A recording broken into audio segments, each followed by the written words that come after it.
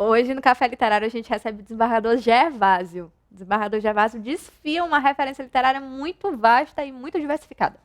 Aqui a gente vai ouvir sobre livros de ficção, não ficção, política, economia e muito mais. Meu nome é Ana Tereza e esse é o Café Literário.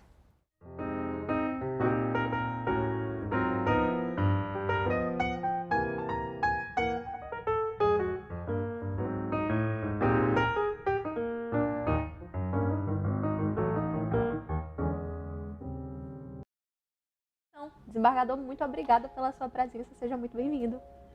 Prazer é meu.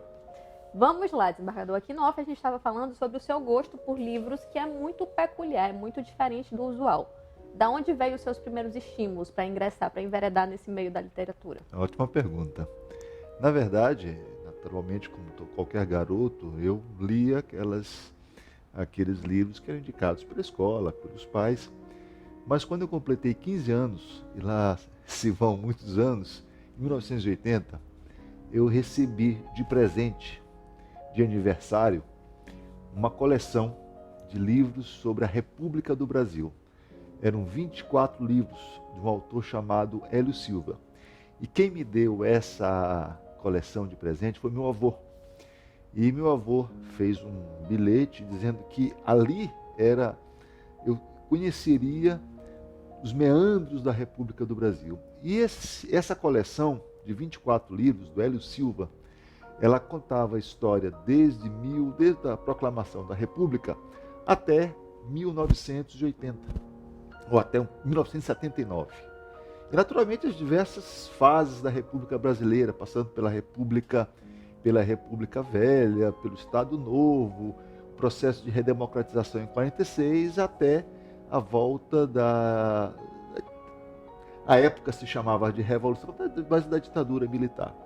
E ali foi exatamente o momento em que eu realmente passei a gostar da literatura que envolvesse a história. E eu me lembro muito bem, assim, um episódio, em 1984, já na universidade, 4 anos depois de ter recebido esse presente, e eu me lembrava de que era justamente o ano das diretas já. E aí me lembrava de que naquela leitura que eu havia feito daqueles livros, em 1915, houve uma campanha chamada Campanha Civilista, em que Rui Barbosa disputou a eleição para a presidência da República com o Marechal Hermes da Fonseca. Então, naquela época, eu fiz uma comparação e percebi a importância da literatura, da história, a importância de se ler história. Porque quando você consegue compreender a história, você de alguma forma consegue também compreender o presente e ter uma perspectiva de futuro. Então, o meu gosto por literatura, sobretudo na área de história, foi justamente esse presente que eu ganhei aos 15 anos de idade. O senhor sente o impacto desse seu hábito desde muito cedo dentro da sua vida profissional? Sim, sem dúvida nenhuma. Toda a minha vida profissional, inclusive esse viés associativo que eu tive ao longo da minha vida profissional, ele foi marcante, ele foi influenciado pelo meu pai, foi influenciado pelo meu avô, né? E eu diria mais, não apenas a minha vida profissional, mas sim, até os meus gostos. Eu gosto muito de estudar economia. E eu me lembro que o primeiro livro que eu li que retratasse essa questão da economia, chama-se A História da Riqueza do Homem, de Léo Rubens. É um livro antigo e que conta um pouco do processo de acumulação, né, da riqueza do homem, como um viés, uma perspectiva mais socialista, mas muito interessante. Também me despertou esse interesse pela economia. Então, foram esses dois marcos foram importantes para a minha formação como pessoa, como profissional e também para os meus gostos de leitura. Biografias. Biografias são títulos que o que a gente já conversou me mostrou que o senhor se interessa bastante, sobretudo as históricas. O senhor tem alguma preferida? Olha, eu diria assim, em termos de preferência, eu tenho uma, né? Não sei se ela, talvez tenha em português, eu li no original, em inglês, do Nelson Mandela. Porque quando se fala do Nelson Mandela, que foi ganhador do Prêmio Nobel da Paz, as pessoas esquecem, por exemplo, de que a luta do Nelson Mandela ela começou numa luta armada, inclusive. Né? O Nelson Mandela, só para você ter uma ideia, na década de 70, havia um cartaz, né, do governo racista da África do Sul, em que pregava a morte do Nelson Mandela por enforcamento, né, na década de 60, antes do Nelson ser preso. Né? Então, assim, mostra todo o processo de evolução dele como pessoa, como político, como alguém que conseguiu vencer todas as dificuldades e barreiras e chegar à presidência da República num processo de reorganização e unificação nacional. Então, me marcou muito a capacidade dele de que, depois de passar 28 anos preso numa solitária, sair e propor uma reunificação nacional. Então, me marcou muito. Agora, assim, eu tenho um apreço muito grande por lideranças políticas, então, biografias de lideranças políticas. Não necessariamente aquelas lideranças que são homenageadas por todos, como o Churchill, que é a biografia há várias biografias do Churchill, né? Há várias biografias do Churchill. Eu gosto especificamente de uma, mas também de pessoas que passaram para a história como vilãs, digamos assim. Né? Então, assim, dentro dessa perspectiva, tem uma figura histórica que ela realmente cometeu inúmeras atrocidades, mas que tem um aspecto que me chamou muita atenção, que é o Joseph Stalin. Então, eu já consegui ler pelo menos umas 5 biografias referentes ao Joseph Stalin, porque o que me chamava a atenção, abstraindo os excessos, tudo aquilo que a gente conhece, comumente conhece, mas me chamou a atenção o fato de se transformar um país eminentemente agrário, que era a União Soviética, para um país industrial na década de 50. Me chamou a atenção o fato da União Soviética ter conseguido resistir à invasão da Alemanha nazista. Então, eu queria conhecer o que havia por trás disso tudo. Então, existe um esforço para enxergar além do que se vê, além do senso comum. Exatamente, além do senso comum. Existem, por exemplo, algumas figuras históricas, eu vou chamar uma atenção assim, o Mugabe, né, o Robert Mugabe, que é de Zimbábue, né, que é um herói nacional da independência. Ele consegue, a partir da luta, né, antirracista, a Zimbábue era chamada de Rodésia. E em 1980 ele então o movimento consegue vencer e ele toma posse em 1980. Poucas pessoas sabem que em 1980, em Harare, na posse dele, o Bob Marley foi convidado e cantou na posse dele. Só que o que aconteceu com o Robert Mugabe foi exatamente o oposto do Nelson Mandela, porque na medida em que o tempo foi passando, ele foi se tornando um ditador, ou seja, sem deixar o poder, e ficou no poder até os 90 anos de idade. Então, você conhecer as figuras históricas, além, né, daquela imagem geral, aquela imagem passada pela imprensa, ela é importante. Por quê? Porque quando você pega duas figuras históricas, uma muito conhecida, que é o Nelson Mandela, e outra pouco conhecida, que é o Robert Mugabe, mas que você verifica, uma, como ela tratou o poder, né? Ou seja, ela se afincou ao poder e permaneceu no poder, e a outra que, em 4 anos de governo, entregou o poder. Então, eu gosto muito de biografias. A última que eu li, né, foi inclusive de um dos atuais candidatos a presidente da República, que é escrita pelo Fernando Moraes, que é o primeiro volume. Então, eu gosto muito, sim. E agora a gente vai dar um salto para falar de leituras mais recentes. Teve um livro que foi lançado em 2018 por 2 cientistas políticos e professores da Universidade de Harvard, chamado Como as Democracias Morrem, que também foi elencado como uma de suas leituras preferidas. Por quê? Esse livro eu li em 2020, no período da pandemia, e me chamou muita atenção porque ele retrata justamente o grande risco que há quando se ataca as instituições. Evidentemente que as pessoas que estão à frente das instituições cometem equívocos. Evidentemente que nem sempre é possível se fazer aquilo que é necessário no sentido de melhor atender os interesses públicos. Mas, apesar de tudo isso, é necessário ter respeito por as instituições. Enquanto nós perdemos o respeito às instituições, nós estamos colocando em risco o próprio Estado Democrático de Direito. O Estado Democrático de Direito, ele depende de instituições fortes. Então, me parece que ele é extremamente atual, não apenas à época para os Estados Unidos, como também para o Brasil. Contextualizando quem nos assiste, esse livro trata muito a respeito, dentre outros assuntos, sobre como foi possível a ascensão de Donald Trump nos Estados Unidos, como a sua eleição foi possível e como os regimes democráticos eles podem se colapsar. Nesse sentido, a partir do seu gosto, por exemplo, por biografias do Stalin, suas literaturas se interligam? O senhor consegue traçar paralelos? Eu consigo traçar paralelos. Por exemplo, se nós pudermos demonstrar a necessidade, apesar do meu gosto por literatura, eu também tenho um gosto por economia. E aí eu posso citar Princípios, de Rei Dalio, que demonstra a necessidade que cada pessoa, cada empresa possui, no sentido de ser organizado do ponto de vista financeiro e econômico. Eu acho que nós precisamos ter a compreensão de que vivemos num país em que o nosso grande problema é justamente a educação, falta de leitura. Eu acho que esse programa, então, ele supre uma lacuna que é uma lacuna que a gente vê se verifica no dia a dia. Nós precisamos de mais leitura. Todo tipo de leitura. Evidentemente que dependendo dos gostos, dependendo do gosto de cada um, você pode direcionar para um lado ou para o outro.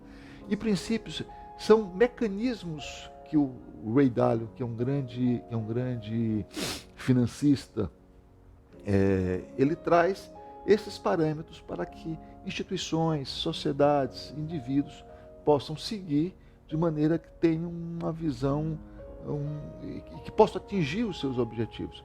Me parece assim que a literatura ela consegue te abrir o campo, né? Então, assim, quando eu leio a biografia de um grande líder, né, a biografia mesmo de pessoas que foram consideradas ditadoras, a gente consegue depreender, inclusive, quais são os equívocos, né? Quais são as dificuldades e aquele momento histórico em que a pessoa vive. É evidentemente que eu também, e aqui eu posso dizer o seguinte, talvez, numa outra vertente, eu gosto muito, por exemplo, do Gabriel Garcia Marques. Todos falam de 100 anos da solidão, né? Dele eu prefiro O Amor no Tempo da Cólera. Claro que eu li os 100 anos de solidão, os aurelianos Buendia da vida, mas dele eu prefiro o Amor no Tempo de Cólera. Por quê? Porque trabalha com a ideia do tempo, trabalha com a ideia da perspectiva de que quando o amor é verdadeiro, ele permanece ao longo dos anos. Então, enfim, eu embora tenha uma preferência específica por um tipo de literatura, eu consigo navegar por todas as literaturas. Tem uma literatura assim, que, do ponto de vista, talvez, da importância literária, não seja uma das mais relevantes, mas eu gosto. Eu gosto de trilhas trilhas jurídicas de um autor chamado John Grisham, né, que ele escreve basicamente sobre casos jurídicos, né, são novelas, né, novelas relativamente simples sobre casos jurídicos. E eu aproveito, inclusive, ele tem traduzido em português, mas ele tem uma extensa obra em inglês. Eu prefiro, inclusive, fazer a leitura dele na língua original. Ainda nessa esteira de livros ficcionais, outro livro que foi comentado aqui pelo senhor é Torturado, do Itamar Vieira, vencedor do Prêmio Jabuti de 2018. O que foi que ele pegou nessa leitura? Interessante. Eu sou magistrado há 31 anos, né? E quando assumi a magistratura, né, e tive a oportunidade de prestar jurisdição ali no município de Rosário, mas respondia com muita frequência pela região ali a região de Morros, Icatu, que na época era basicamente, e Axixá, era basicamente esses 3 municípios, os demais não existiam ainda.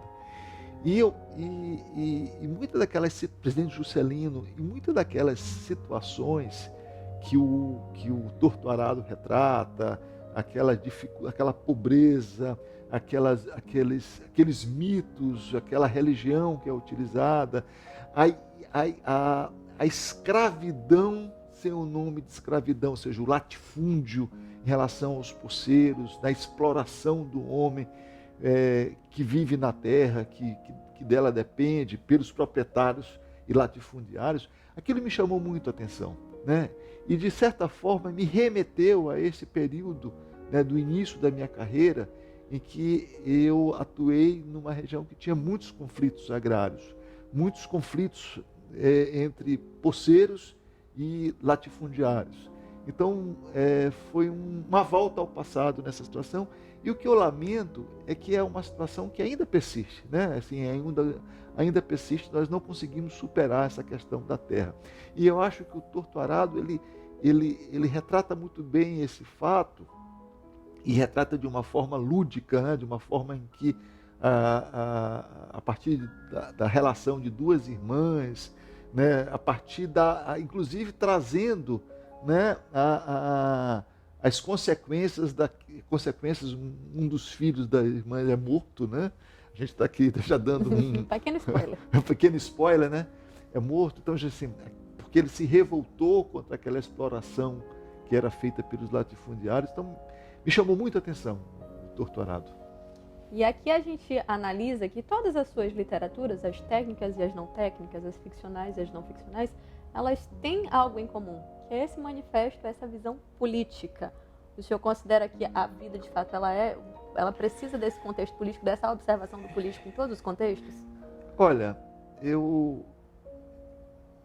o contrário da política é a guerra. Né? O contrário, ou seja, né, o antônimo da política é a guerra. Então eu fico muito impressionado quando as pessoas dizem assim, eu não gosto de política. Então você gosta de guerra. Porque a política, na verdade, é a arte de conversar, é a arte de encontrar pontos denominadores comuns. Eu estou falando, quando se fala em política, você pensa logo na política partidária. Mas tudo é política no sentido de a gente tem até uma expressão, a boa política. O que é a política? A política no sentido de conversar, de tentar construir algo que seja possível, que represente a todos.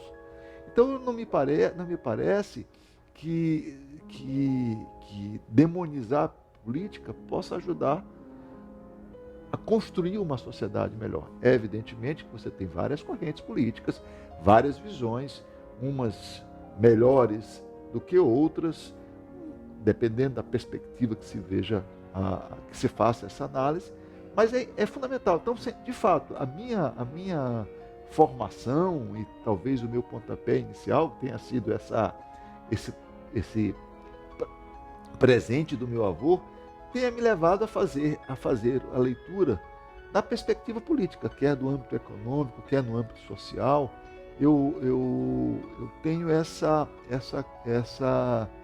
compreensão de entender como é que as coisas funcionam. Eu tive uma oportunidade, que é uma coisa assim, uma das grandes carnificinas que foram feitas na história humana foi no Camboja, né? Quando o Khmer Vermelho tomou o poder. E o Khmer Vermelho era liderado por uma figura chamada Pol Pot. Ele tem uma grande biografia dele, ela não tem em português, apenas em inglês. Então eu queria entender como um sujeito que saiu das selvas do Camboja conseguiu organizar um movimento político, né? E chegar ao poder, e ao mesmo tempo que ele chega ao poder, ele estabelece uma carnificina. Ele fez uma espécie de limpeza das cidades. Ele entendia que toda a sociedade precisava ser reestruturada e mandou todo esse pessoal para o campo. Tem até um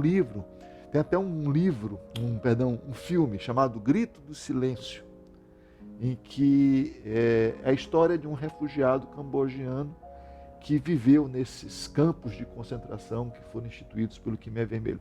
Aí por que você vai ler um negócio desse? O que estava por trás?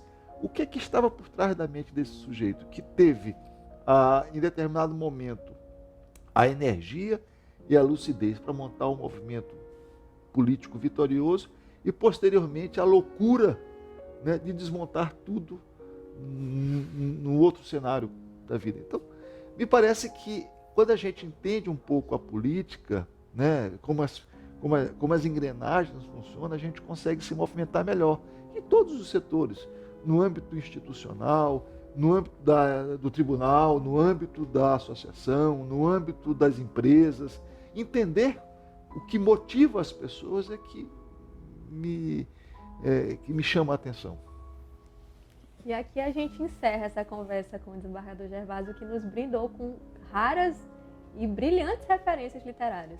Ficção, não ficção, livros históricos, livros políticos, tudo isso construiu a personalidade literária do desembargador Gervásio. Muito obrigada pela sua presença, foi um prazer trocar com o senhor. Prazer foi meu.